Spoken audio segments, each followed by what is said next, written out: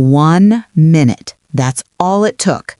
Prince William makes a move no one expected, and suddenly Keir Starmer's leadership is being questioned from every direction.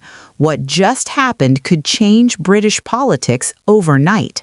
Welcome to Power and Policy UK, the channel where Britain's power plays, political shockwaves, and behind-the-scenes decisions are broken down fast, sharp, and without the spin.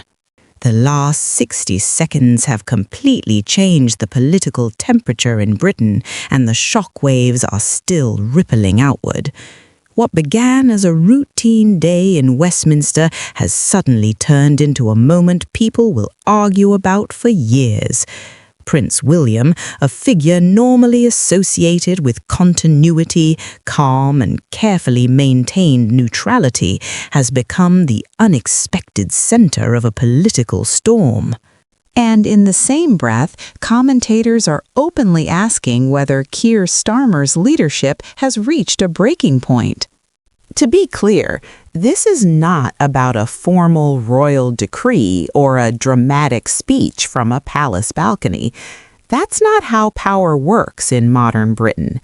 This is about influence, symbolism, timing, and a set of events that collided so perfectly that the message landed louder than any press conference ever could. When Prince William stepped into the conversation, even indirectly, it reframed everything. Over the past few weeks, Starmer has been walking a tightrope. Labour's polling strength looks solid on the surface, but beneath it there's tension, internal disagreements, donor unease, voter fatigue, and growing criticism that the party has become cautious to the point of paralysis. Starmer's brand has always been competence and restraint, but restraint can quickly look like weakness when the public mood is restless. That's the context people are missing when they talk about what just happened. Now enter Prince William. His recent appearance, remarks, and carefully chosen engagements were officially framed around social cohesion, leadership, and national responsibility. Perfectly safe topics on paper, but in politics, timing is everything. These remarks landed precisely as debates over moral leadership, trust, and direction were reaching a boiling point. Within minutes, social media, newsrooms, and political insiders were drawing the same conclusion. This wasn't just a royal doing royal things.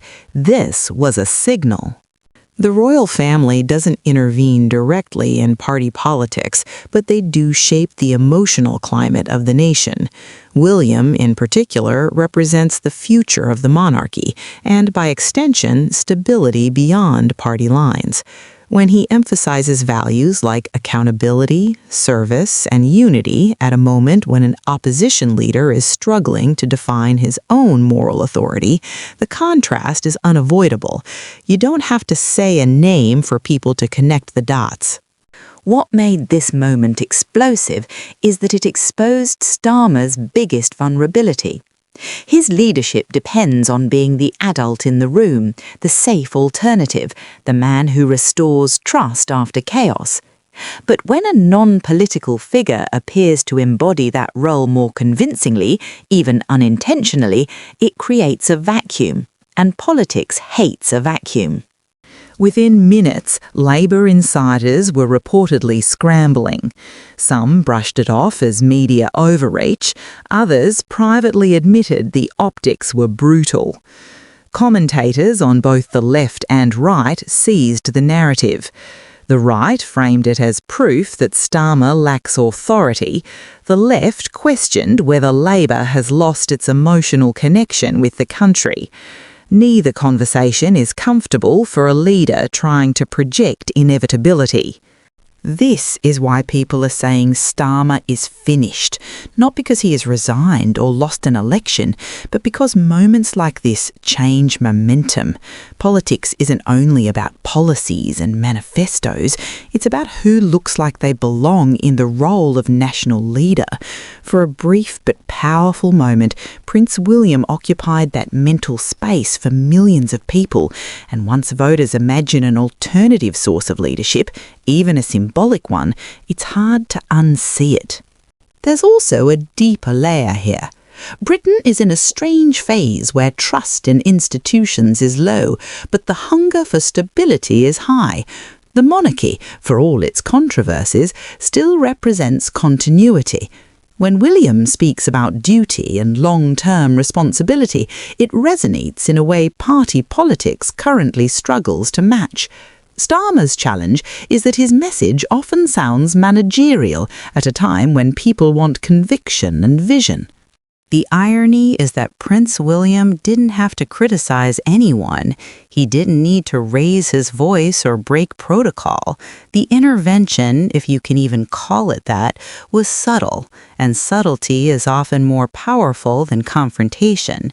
It allowed the public to do the work themselves, to draw comparisons, to ask uncomfortable questions about who they trust and why. Of course, saying Starmer is finished may be premature. British politics is littered with comebacks and reversals. But what cannot be undone is the damage to his narrative. Once doubt creeps in, once allies start whispering instead of cheering, leadership becomes exponentially harder. Every future speech, every policy announcement will now be filtered through this moment. What happens next depends on how Starmer responds. If he ignores it, he risks looking detached. If he overreacts, he looks insecure. And if he tries to pivot toward a stronger rhetoric, he risks alienating the very centrists he worked so hard to court. That's the trap he's now in, and it's snapped shut fast. Meanwhile, Prince William returns to his role untouched by the fallout, precisely because he never acknowledged it in the first place. That's the genius of soft power. You shape the conversation without ever admitting you're part of it. So when people say 1 minute ago everything changed, they're not exaggerating for clicks. They're reacting to a genuine shift in perception. In politics, perception is reality, and today's reality looks very different than it did yesterday. Whether this moment marks the beginning of the end for Starmer or just a painful chapter depends on what comes next. But make no mistake, the intervention, intentional or not, has already been felt. You've been watching Power and Policy UK. If you want real insight into who's winning, who's losing, and what happens next, subscribe now, because in UK politics, power never stays still.